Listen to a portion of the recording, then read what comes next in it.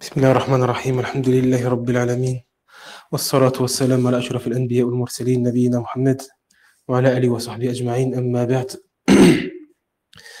Donc on continue notre série de cours sur le madhab, sur le fiqh selon le madhab de l'imam Malik rahimahullah.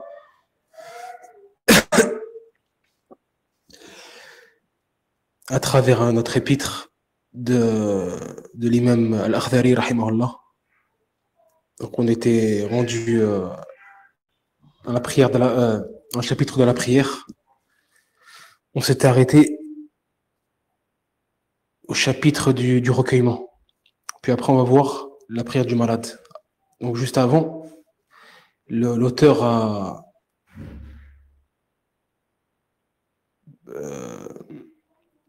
écrit un petit chapitre sur le recueillement. Donc l'auteur dit les salats nourun azim tushriqu bihi qulub al-musallin wa la yanaluhu illa al-khashi'un. L'auteur il dit la prière confère une lumière immense qui illumine les cœurs des fidèles et que n'obtiennent que ceux qui sont recueillis. Donc la prière, comme il a dit, c'est une lumière. Il dit quoi? La prière confère une lumière immense qui illumine les cœurs des fidèles et que n'obtiennent que ceux qui sont recueillis. Donc afin d'obtenir cette lumière-là, obtenir la lumière de cette prière, nul ne l'obtiendra si ce n'est le fidèle qui observe, qui applique la prière de façon parfaite, qui observe ses piliers, ses obligations, ses recommandations, ses sunan, tout en étant recueilli dans la prière et concentré,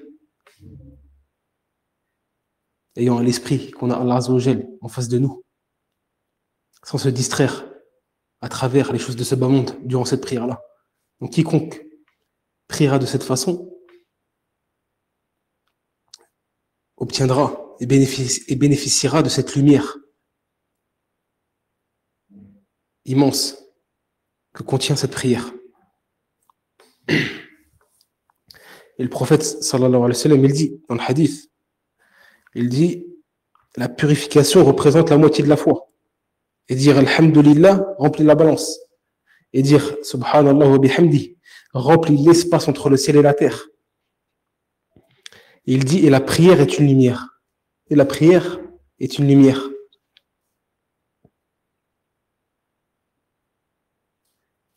Comme on vient de le dire, afin d'obtenir cette lumière-là et d'en profiter, il faut absolument que le prieur observe les choses qu'on a citées.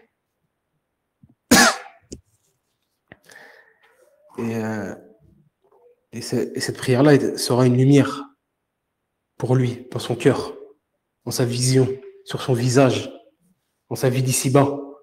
Cette prière-là sera une lumière pour lui. Elle sera aussi une lumière dans sa tombe, dans les ténèbres de la tombe. Elle sera aussi une lumière pour lui le jour du jugement.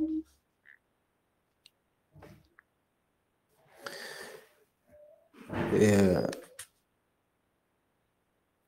le prophète sallallahu alayhi wa sallam, il disait la réjouissance de mes yeux se trouve dans la prière. La réjouissance de mes yeux se trouve dans la prière. Ju'ilat qurratu ayni fi salah. Dans un autre hadith, le prophète sallallahu alayhi wa sallam,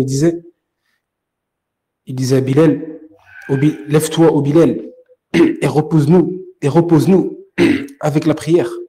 Lève-toi au Bilal et repose-nous avec la prière. Bilal, c'était un compagnon, c'était lui qui s'occupait de l'appel à la prière, du adhan, à l'époque du prophète sallallahu alayhi wa sallam.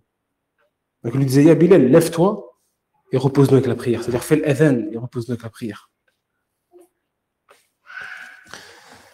L'auteur dit, فإذا أتيت إلى الصلاة ففرق قلبك من الدنيا وما فيها واشتغل بمراقبة مولاك الذي تصلي لوجهه واعتقد أن الصلاة خشوع وتواضع لله سبحانه وتعالى بالقيام والركوع والسجود وإجلال وتعظيم له بالتكبير والتسبيح والذكر. L'auteur il dit, toujours dans le chapitre du recueillement, de la prière, il dit lorsque tu pries, chasse de ton cœur toute préoccupation terrestre et souviens-toi que tu te tiens debout devant ton maître et que tu pries par amour pour lui, que ton cœur croit fermement que la prière consiste à se tenir devant Allah, à s'incliner et à se prosterner pour lui dans le recueillement et l'humilité. Et quelle est vénération et exaltation d'Allah, aussi bien par la prononciation des formules du takbir, Allahu Akbar, ou par les formules de glorification, c'est-à-dire en disant Subhana Rabbil Azim, Subhana Rabbil A'la. Donc là, en fait, l'auteur, il te dit, lorsque tu effectues la prière, lorsque tu l'effectues avec les éléments constitutifs de la prière, comme l'inclinaison, la prosternation, etc., alors accomplis-la de la manière qui scie, accomplis ces choses-là de la manière qui scie à celui devant lequel tu te tiens debout. Et tu dois t'orienter uniquement vers lui. Et tu dois consacrer uniquement ta pensée et ta concentration à lui seul dans ta prière, tout en ayant à l'esprit qu'il t'observe.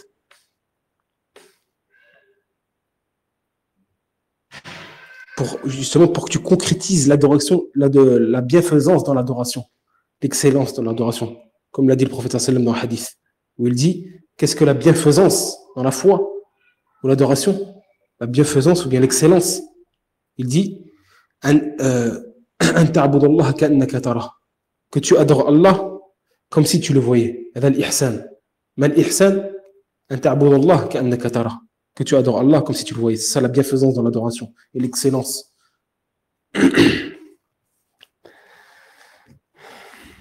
L'auteur dit,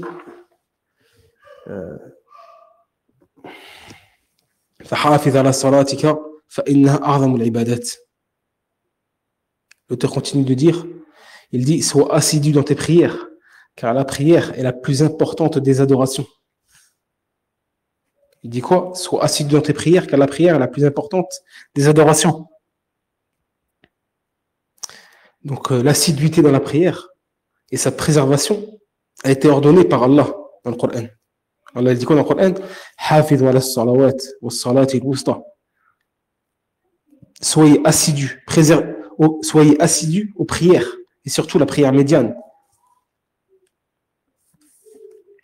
Et ceci ne se concrétise que si le fidèle l'accomplit de la façon la plus parfaite et dans la plus excellente des formes.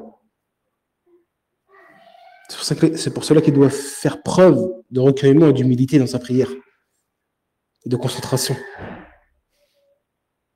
tout en glorifiant Allah Azza wa Jal de manière exclusive, sans rien lui associer. C'est pour ça que tu dis dans le Fatiha, dans tes prières, tu dis quoi? Dans toutes tes unités de prière, tu dis Iyyaka na'budu wa iyyaka nasta'in. C'est toi seul que nous adorons. C'est toi seul que nous adorons.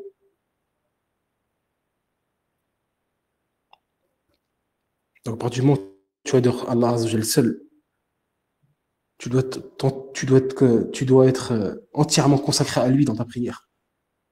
Dans la mesure où le cœur et la langue sont en accord. Et non au contraire. Tu bouges ta langue et ton cœur est distrait. Et tu penses à autre chose. Il faut que le cœur et la langue soient en accord pour avoir l'entière récompense. Et pour profiter de la lumière de cette prière dans ta vie, d'ici-bas et dans l'au-delà. C'est-à-dire pour en profiter pleinement. L'auteur dit ولا تترك الشيطان يلعب بقلبك ويشغلك عن صلاتك حتى يطمس قلبك ويحرمك من لذة أنوار الصلاة فعليك بدوام الخشوع فيها فإنها تنهى عن الفحشاء والمنكر بسبب الخشوع فيها فاستعن بالله إنه خير المستعان. Donc l'auteur dit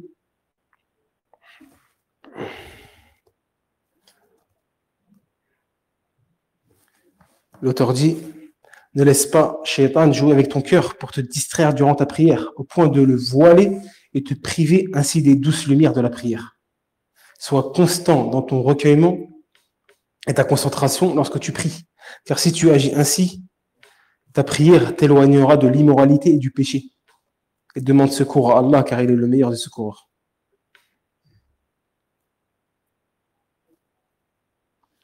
Donc l'auteur, il dit quoi? Donc ne laisse pas Shaitan jouer avec ton cœur pour te distraire durant ta prière, au point de le voiler et te priver ainsi des lumières de la prière. Et sois constant dans le recueillement et la concentration lorsque tu pries. Car si tu agis ainsi, ta prière t'éloignera de l'immoralité et du péché.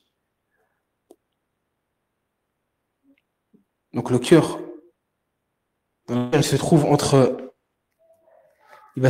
les aspirations de la prière et sa lumière et les suggestions sataniques.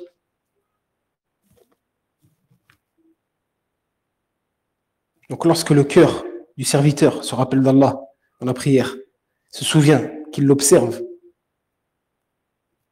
et qu'il a à l'esprit qu'il l'observe et qu'Allah il est informé de ce que renferme son cœur et ce que recèlent ses pensées intimes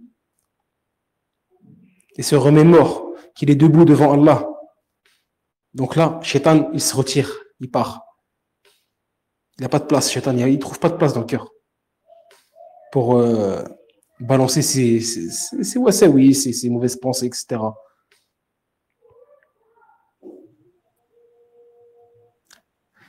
Quant au cœur, justement, qui est vide du rappel d'Allah, et perd de vue la présence d'Allah pendant la prière, et commence à penser aux choses mondaines et se déconcentrer, alors là, les pensées sataniques viennent s'y installer. Et Shaitan commence alors à jouer avec son cœur et à l'agiter à sa guise. Il va lui rappeler ce qu'il avait oublié. Il lui rappelle ce qu'il lui avait oublié. Pour justement le détourner de l'acte d'adoration dans lequel il est la prière. Donc là, il va le détourner de la prière, du recueillement de la prière, de l'objectif de la prière qui est le recueillement, la concentration. Puis ensuite aussi, il va aussi semer la confusion dans les actes d'adoration. Il va te faire oublier ce que tu as fait de prosternation, ou bien tu n'en as fait qu'une. Il va te faire douter dans le nombre d'unités de prière, est-ce que tu en as fait 2 ou 3, ou bien 3 ou 4. Donc tu vas douter, tu vas être confus. Il va semer la confusion dans les actes d'adoration aussi. Non seulement il va te déconcentrer de la prière, du rappel d'Allah, de sa présence, mais aussi il va semer la confusion dans l'acte de la prière, dans les actes de la prière.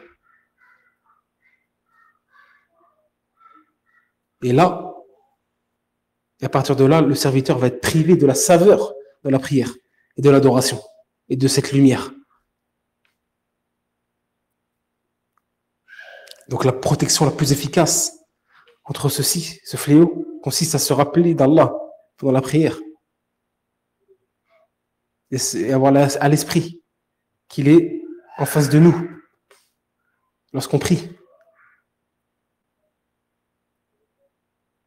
Et à inciter le cœur à préserver le rappel d'Allah.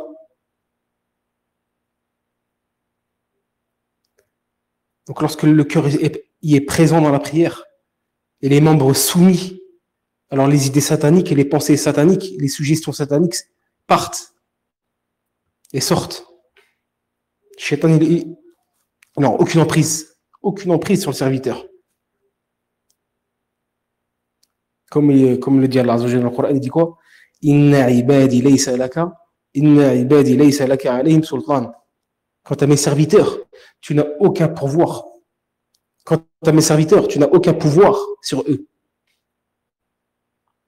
Donc, le serviteur, lorsqu'il agit ainsi, il fera partie de ce groupe-là. Il fera partie de ce groupe-là. Comme Allah le dit dans le Coran, quant à mes serviteurs, tu n'as aucun pouvoir. Quant à mes serviteurs, tu n'as aucun pouvoir sur eux. Et il comptera aussi parmi ceux que la prière empêche de commettre des turpitudes. Comme Allah le dit dans le Coran. وَأَقِمِ الصَّلَاةَ إِنَّ الصَّلَاةَ تَنْهَى عَنِ الْفَحْشَاءِ وَالْمُنكَرِ. Alors, elle dit quoi dans le Coran? La prière empêche de commettre la turpitude et le blâmable. Donc ça, c'est pour celui qui va agir ainsi, qui va être concentré dans sa prière, en ayant le cœur recueilli dans celle-ci, en ayant les membres soumis ainsi que le cœur. Et là, tu compteras parmi ceux que la prière empêche de commettre des turpitudes. Comme Allah le dit, on vient de le dire, la prière empêche de commettre la turpitude et le blâmable. Et ceci est en fonction justement de la perfection de la personne dans sa prière. Plus il va perfectionner sa prière, que ce soit dans le fond et la forme, avec la concentration, le recueillement, ainsi que les membres, etc. Et plus cette prière-là va avoir un effet positif sur lui, et va l'illuminer dans sa vie, et va l'empêcher de commettre des turpitudes et du blâmable.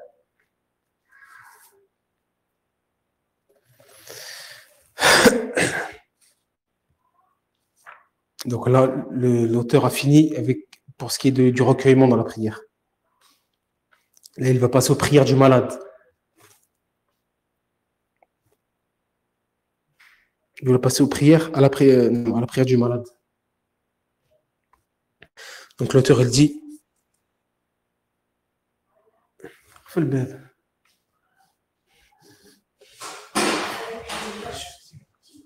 parfait. L'auteur dit للصلاة المفروضة 7 أحوال مرتبة تؤدى عليها 4 منها على الوجوب و3 على الاستحباب. Donc l'auteur dit, donc là dans le chapitre les postures du prieur dans la prière, là, il va parler des postures en fait, c'est pour le malade, les postures du fidèle dans la prière.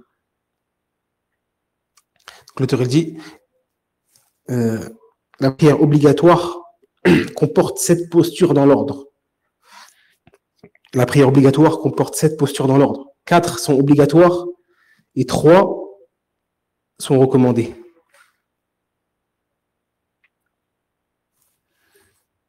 Donc, le fidèle, comme on le sait, il est appelé à accomplir la prière, quelle que soit sa condition. Tant qu'il a sa raison. Tant qu'il a encore sa raison, même si, quelle que soit sa condition, qu'il soit malade ou autre, il doit accomplir cette prière. Et il n'en est pas dispensé. Tant qu'il a sa raison. Même s'il est dans l'incapacité d'effectuer l'une des postures qu'on va citer, d'être debout, etc.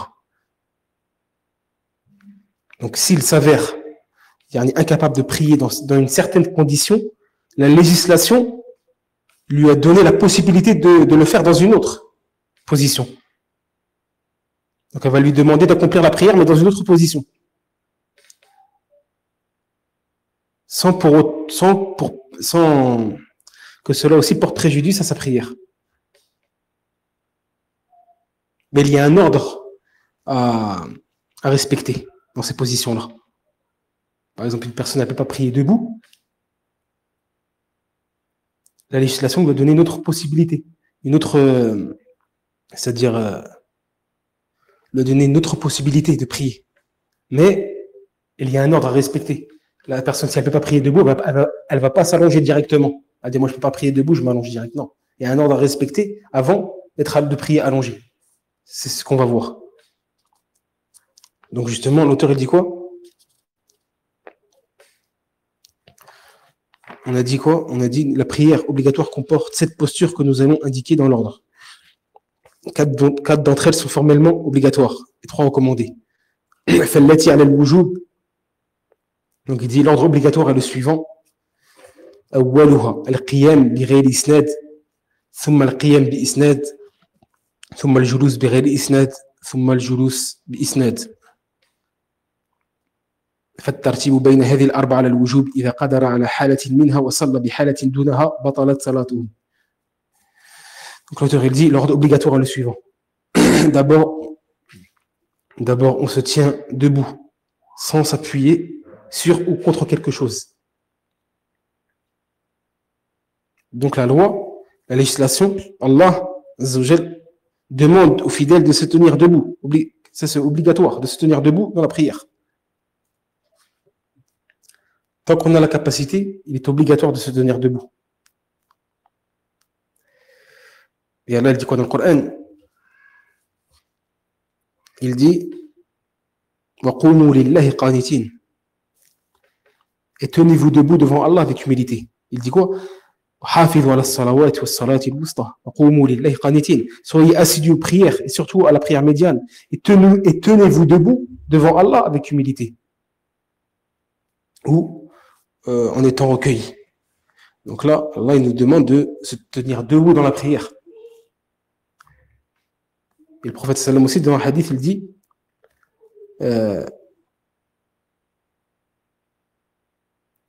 prie debout. Le prophète sallam il dit quoi? À Imran ibn Hussein, qui est un compagnon, où il dit je souffrais d'hémorroïdes. J'ai donc questionné le prophète sallallahu alayhi wa sallam sur la manière de prier. Et il m'a répondu prie debout. Si tu ne peux pas, alors assis. Et si tu ne peux pas, alors couché de côté. Donc là, on doit prier. Si la personne n'a pas d'excuse et n'est pas dans l'incapacité de prier debout, alors il est obligatoire de prier debout. Et le fait de prier debout est un signe de recueillement dans la prière. Le fait de prier debout. C'est ça la base, contrairement au fait de prier assis ou bien allongé. C'est pour ça qu'Allah dit quoi dans le Coran? Et priez, comme on a cité, et tenez-vous debout devant Allah avec humilité, en étant recueilli. Donc ça, c'est la base. On prie debout sans s'appuyer sur quoi que ce soit. Il est interdit de s'appuyer sur quoi que ce soit tant qu'on a la capacité de prier debout sans avoir besoin de quelque chose.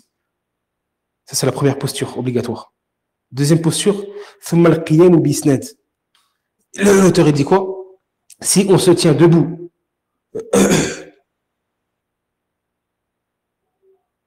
donc il dit quoi? Première des postures, d'abord on se tient debout, comme on a dit, sans s'appuyer sur ou contre quelque chose. Deuxième posture, si cela n'est pas possible, se tenir debout en s'appuyant contre quelque chose. Se tenir debout en s'appuyant contre quelque chose.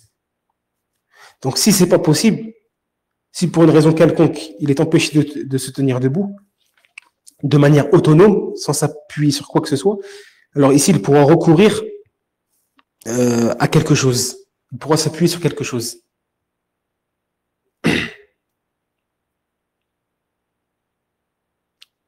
Mais s'il s'appuie sur quelque chose, alors qu'il est capable de prier debout sans s'appuyer sur une chose, alors ceci est interdit, comme on vient de le citer. Donc, il pourra prier debout en s'appuyant sur quelque chose que si il est dans la capacité. Mais il ne se soit pas directement. Si la personne peut prier debout en s'appuyant sur quelque chose, alors il est obligatoire de ne pas s'asseoir, mais de prier debout en s'appuyant sur quelque chose. Donc ça, c'est la deuxième posture, de prier debout avec quelque chose. S'il ne peut pas prier debout de façon autonome.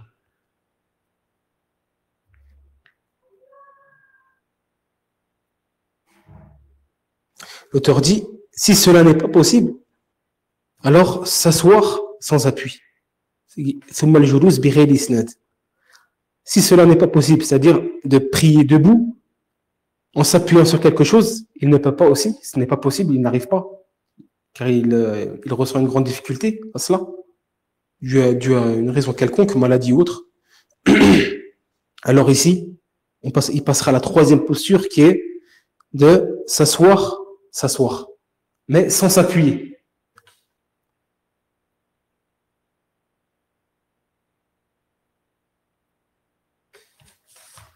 Donc il prie assis, sans s'appuyer.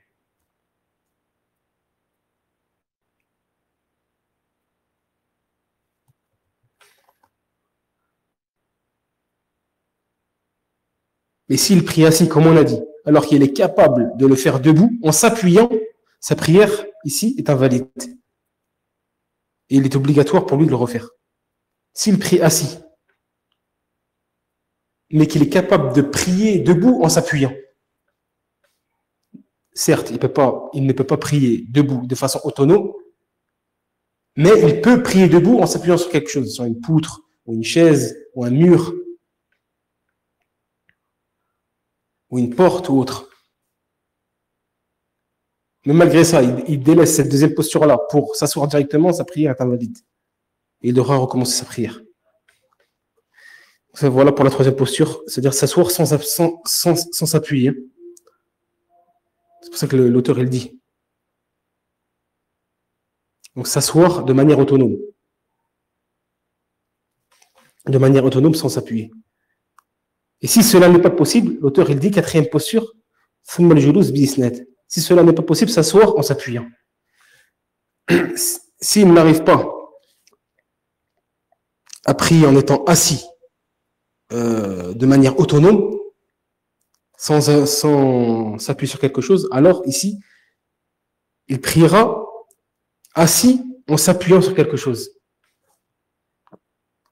Et s'il prie assis en s'appuyant sur quelque chose, alors qu'il est capable de prier assis de façon autonome sans s'appuyer sur quelque chose, alors sa prière aussi sera annulée et il devra la recommencer. Donc c'est pour ça que c'est obligatoire de respecter cet ordre-là, ces quatre postures-là dans l'ordre. Donc la dernière posture, c'est quoi? C'est de s'asseoir en s'appuyant. Donc la première, c'est quoi? C'est se tenir debout sans s'appuyer, ça c'est la base. Se tenir debout sans s'appuyer. La deuxième posture, c'est si cela n'est pas possible, se tenir debout en s'appuyant contre quelque chose. Si cela n'est pas possible, troisième posture, s'asseoir sans appui, c'est-à-dire de façon autonome. Quatrième posture, si cela n'est pas possible, alors s'asseoir en s'appuyant.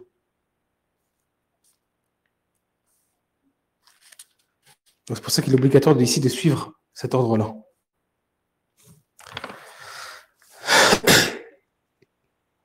Et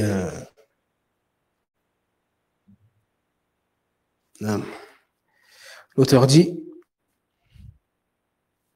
والثلاثة التي على الاستحباب هي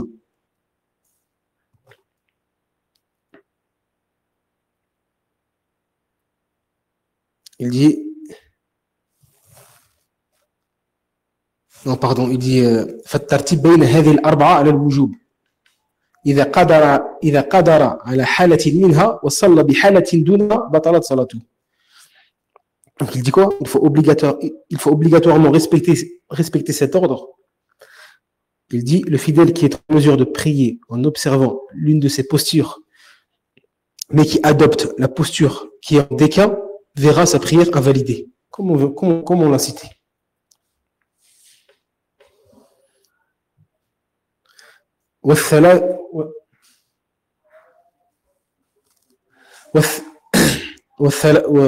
والثلاثة التي على الاستحباب هي. Là, il va passer aux trois postures qui sont recommandées. Il a cité les quatre postures obligatoires qu'il convient de respecter dans l'ordre pour le malade.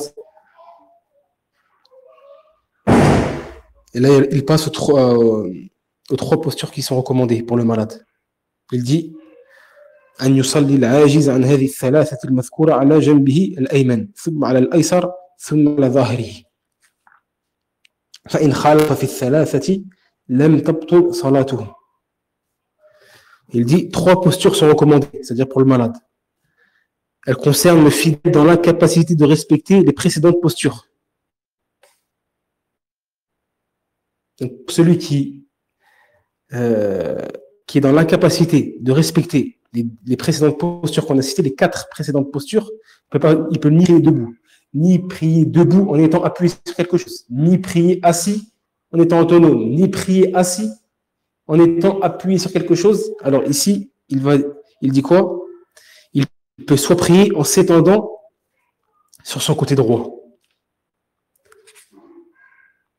Il peut soit prier en s'étendant sur son côté droit, soit prier en s'étendant sur son côté gauche, soit prier couché sur le dos. Donc l'auteur a cité ces trois postures recommandées si la personne ne peut pas prier dans les quatre, si le malade ne peut pas prier dans les quatre postures qu'on a citées tout à l'heure.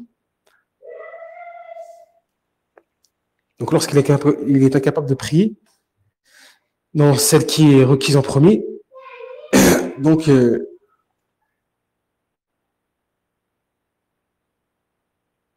Donc, il est recommandé pour lui de s'étendre sur son flanc droit, le visage tourné vers la Qibla.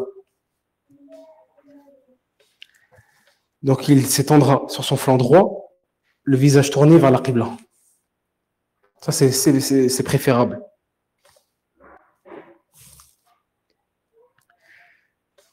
Et il fera signe avec sa tête. Comment il prie? Il fait signe avec sa tête. Donc, il s'allonge. S'il ne peut pas, comme on a dit tout à l'heure, c'est-à-dire prier debout en étant appuyé, ou bien assis en étant appuyé, etc., il va s'allonger. Et comment il s'allonge? Là, c'est préférentiel, c'est recommandé, la façon de s'allonger.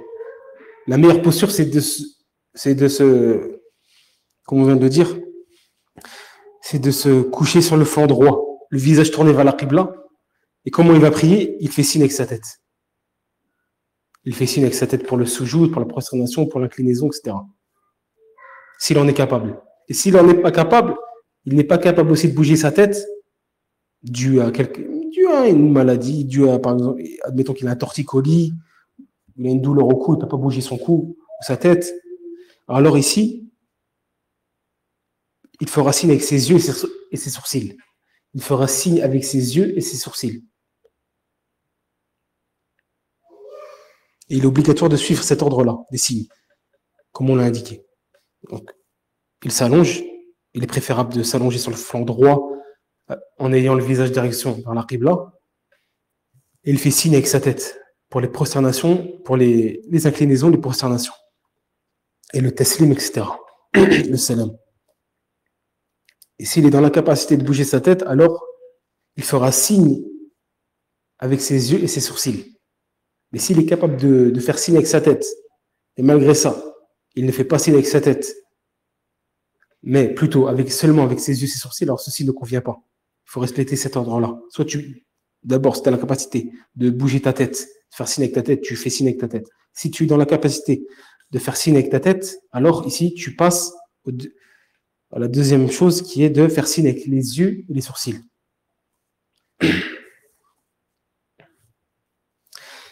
Et s'il n'est pas apte à s'allonger sur son flanc droit, alors il le fera sur le flanc gauche. Comme l'auteur le dit. L'auteur, il dit quoi? On a dit 3 postures sont recommandées. Elles concernent le fidèle dans l'incapacité de respecter les précédentes postures. Les 4 postures précédentes obligatoires. Il peut soit prier en s'étendant sur son côté droit, soit prier en s'étendant sur son côté gauche, on a dit. Donc s'il ne peut pas prier sur son côté droit, il prie sur son côté gauche. Et si cela ne lui est pas possible aussi, alors il s'étendra sur son dos, les pieds en direction de la Qibla. Les pieds en direction de la Qibla. Et cet ordre-là est recommandé. Il n'est pas obligé de respecter cet ordre-là pour ces 3 dernières positions qu'on a citées, en étant allongé. La personne, elle peut prier directement en étant allongée sur son dos et les pieds vers la Qibla. Même si, sachant qu'elle est capable de se mettre sur son flanc droit ou sur son flanc gauche. Cet ordre-là n'est pas obligatoire à respecter, c'est seulement recommandé. Et ceci, conformément au hadith du prophète, sallallahu alayhi wa sallam, nous dit prie debout, si tu ne peux pas, alors assis, et si tu ne peux pas, alors couché de côté. Et si tu ne peux pas, alors coucher de côté. Le hadith est rapporté par Al-Bukhari.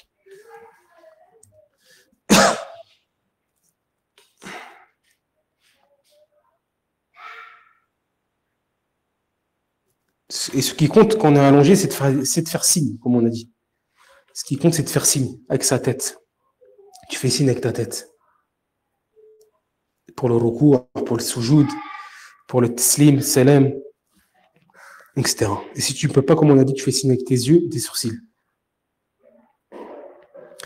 Et ces choses-là adviennent n'importe laquelle de ces 3 postures qu'on a citées. C'est pour ça que c'est les postures ici, le fait de respecter ces 3 postures-là dans l'ordre n'est pas obligatoire. De se coucher sur le flanc droit, puis si tu ne peux pas sur le flanc gauche, et si tu ne peux pas, alors sur ton dos.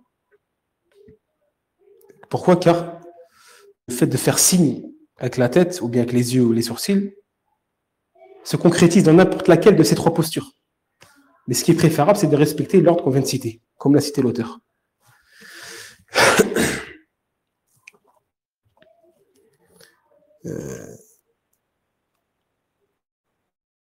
Donc l'auteur dit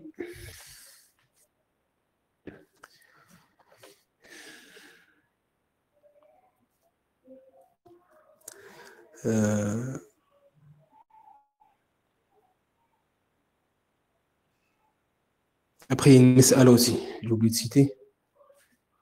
Il y a une mas'ala, la mas'ala de une question qui est importante aussi. Si par exemple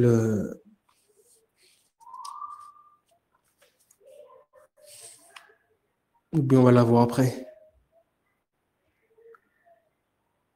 On la laisse pour après, on va la laisser pour après, Inch'Allah. Donc l'auteur il dit والاستناد الذي تبطل به صلاة القادر على تركه هو الذي يسقط بسقوطه وإن كان لا يسقط بسقوطه فهو مكروه.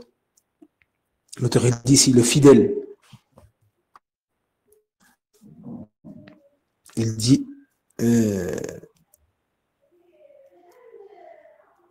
si le fidèle qui peut se tenir debout s'appuie volontairement contre quelque chose, c'est-à-dire un bâton, un mur ou autre, et que l'appui venant à faire le fidèle, alors sa prière est validée. Et il est réappuyé dans la même lorsqu'on l'a tombé, le fidèle. Mais comme on a dit tout à l'heure, il est obligatoire de respecter l'ordre. De respecter l'ordre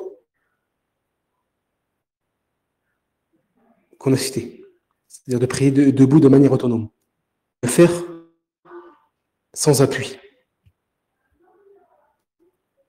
On a dit la première posture, c'est de prier de façon autonome sans chercher un appui, sans appuyer sur quelque chose. Et il n'aura recours à un appui que s'il est dans la capacité de se tenir debout tout seul.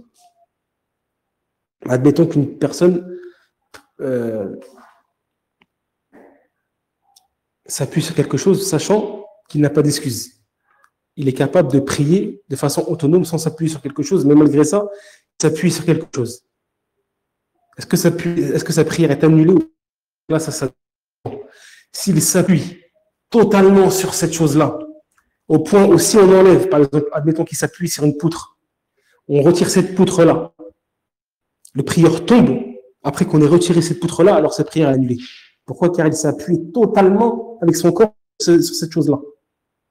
Alors qu'il n'avait pas d'excuse valable pour s'appuyer. Il était dans la capacité de prier debout de façon autonome. Malgré ça, il s'est appuyé sur quelque chose au point où si on retire cette chose-là, il tombe avec. Alors ici, sa prière est invalide. Mais s'il s'appuie, admettons qu'il s'appuie sur quelque chose, sachant qu'il n'a pas d'excuse pour s'appuyer sur cette chose-là, il peut prier debout sans s'appuyer sur quelque chose. Il n'a pas de problème. Mais malgré ça, il s'appuie quand même sur une chose, sur une poutre par exemple, ou un bâton. Il s'appuie sur un bâton.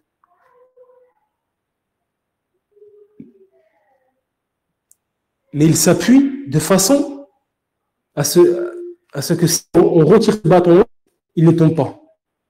Donc il ne s'est pas appuyé sur ce bâton-là, sur cette poutre-là, totalement, de tout son corps. Au point où si on retire le bâton ou la poutre, il ne tombe pas.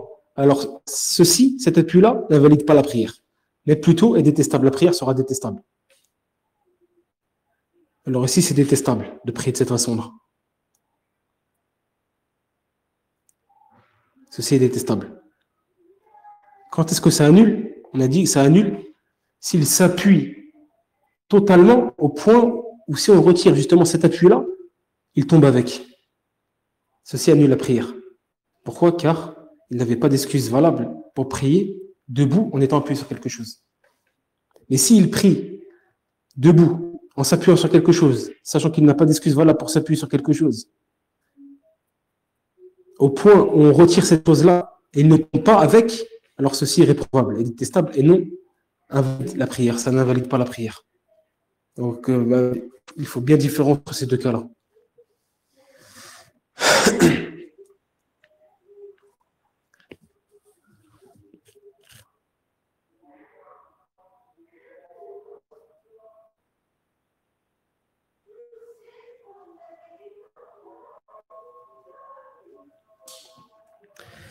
Et si le prière peut, donc là il y a une situation, l'auteur n'a pas cité, admettons que le prieur peut prier debout,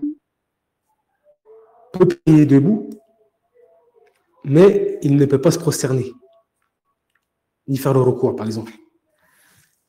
Alors ici, il prie debout.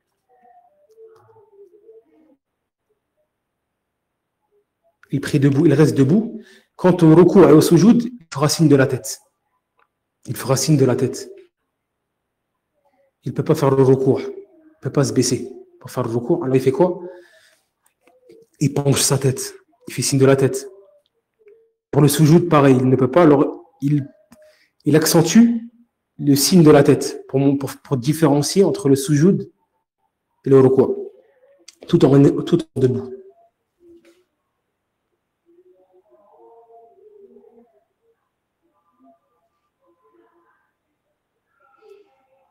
Et si c'est le contraire, il ne peut pas rester debout.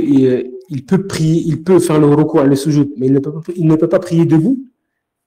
Alors, comme on a cité tout à l'heure, s'il ne peut pas prier debout, alors il s'appuie sur quelque chose. S'il ne peut pas prier debout en s'appuyant sur quelque chose, alors il s'assoit de façon autonome, ou bien en s'appuyant s'il ne peut pas prier de façon assise, c'est-à-dire de façon autonome. Et il fera le sujoud. Il fera le sujoud. S'il peut faire le sujoud, il fait le sujoud. Il prie assis, s'il ne peut pas être debout. Et pour le recours, il fait signe de la tête. Et s'il peut faire le sujoud, il fait le sujoud. Et comment se tenir en étant assis? On se met en tailleur. C'est recommandé de se mettre en tailleur, car il y a un hadith qui dit que le prophète Aïcha, elle dit, j'ai vu le prophète sallallahu alayhi wa sallam prier en tailleur. Donc, pour montrer qu'on prie debout, en fait, le fait d'être en tailleur, ça montre ça remplace la position debout, la station debout. Et une fois que tu es entre les deux sujouds, les deux prosternations, alors là, tu te mets en position des deux prosternations normales, si tu es dans la capacitaire. Là, qui concerne la station debout, tu te mets en tailleur. Pareil pour le recours. Mais une fois arrivé au sujoud, donc si tu peux faire le sujoud, tu fais le sujoud. Puis lorsque tu te relèves du premier sujoud, tu vas être entre les deux prosternations, entre les deux sujouds. Donc là, tu t'assois comme on s'assoit dans la prière normalement. Comme on s'assoit dans la prière normalement, si tu es en capacité.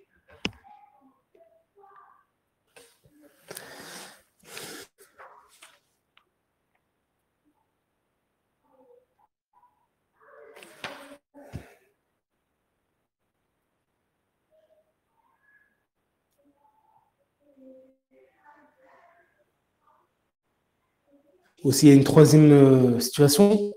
Si le malade, par exemple, il peut prier debout, il peut faire le recours et le sujoud. Mais s'il s'assoit, il ne pourra pas se relever. S'il s'assoit, il ne pourra pas se relever. Il peut prier debout, il peut faire le sujoud, il peut faire le recours. Il s'assoit, après il ne peut plus se relever. Il a un problème au genou ou quelconque raison. Il ne peut pas. Donc là, il priera la première unité debout, en faisant le recours, le sujoud, etc.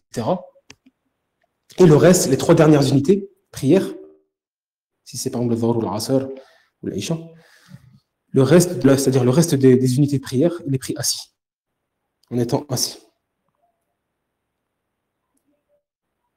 Et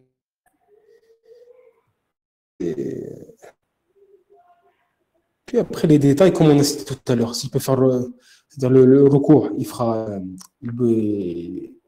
signe avec sa tête, et pour le s'il est dans la capacité de faire la sujoud, il fera la sujoud. Il ne peut pas, il fait signe aussi de la sujoud. Il accentue son signe de la tête plus que le recours, pour différencier, distinguer entre le recours et le sujoud.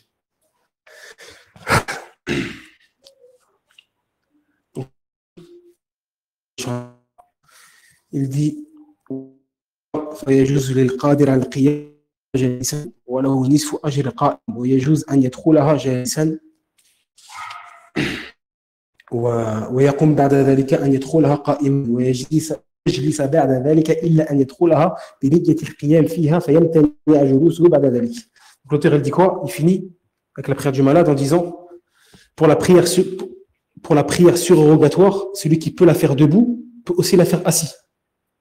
Mais dans ce cas, il dit il n'a que la moitié de la récompense accordée à celui qui prie debout.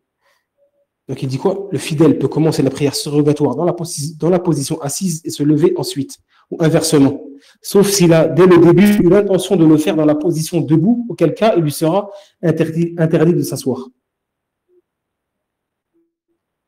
Donc ça prouve que se tenir debout en prière, condition, c'est obligatoire que pour la prière obligatoire. En revanche, ce n'est pas obligatoire de se mettre debout pour accomplir une prière surrogatoire. Même pour celui qui en est capable. Donc même pour celui qui en est capable de prier debout, etc., il a la possibilité de prier la prière surrogatoire en position assise.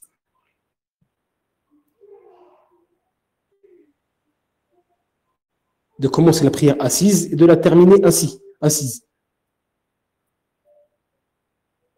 Il peut entrer en prière assis aussi et puis faire sa prière debout. Tu peux commencer ta prière assis, tant que c'est une prière surrogatoire, même si tu n'es pas malade, tu n'as aucune excuse. Tu peux prier assis. Tu commences ta prière assis, tu la finis debout, par exemple. Ou bien tu la commences debout, tu commences ta prière surrogatoire debout, tu la finis assise, en position assise. Ou il peut également aussi accomplir un cycle debout et le deuxième cycle assis. Tout ceci est possible. Même si tu es en bonne santé, etc. Et tu es capable de prier debout sans aucun inconvénient. Exception faite, sauf s'il a formulé l'intention d'accomplir la prière surrogatoire debout. Sauf si tu as mis l'intention d'accomplir la prière surrogatoire debout. Alors dans ce cas, il ne pourra pas la compléter en étant assis. Tu ne pourras pas. Si tu as mis l'intention d'accomplir la prière surrogatoire debout, au début de la prière, alors là, tu ne pourras pas t'asseoir. Ni au début, ni au milieu, ni à la fin. Mais si tu n'as pas mis d'intention de la prier debout, alors comme on vient de détailler. Et pour ce qui est de la récompense justement du prieur qui prie assis, il n'aura que la moitié de la récompense. C'est ça la différence. Si tu pries assis, sans excuse valable, bien sûr, si tu pries assis, une prière surrogatoire, sans excuse valable, alors tu auras la moitié de la récompense de celui qui prie debout.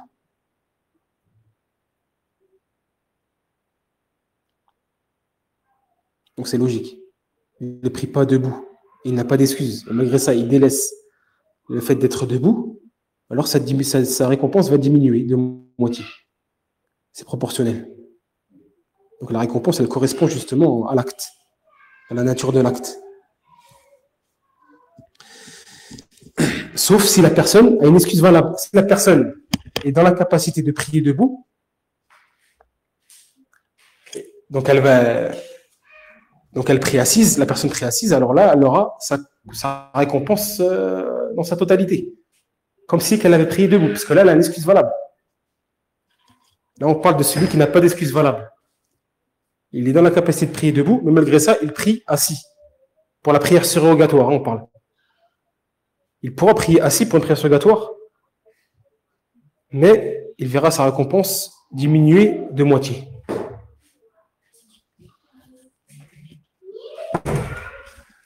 Donc, on a fini pour le cours de la prière du malade.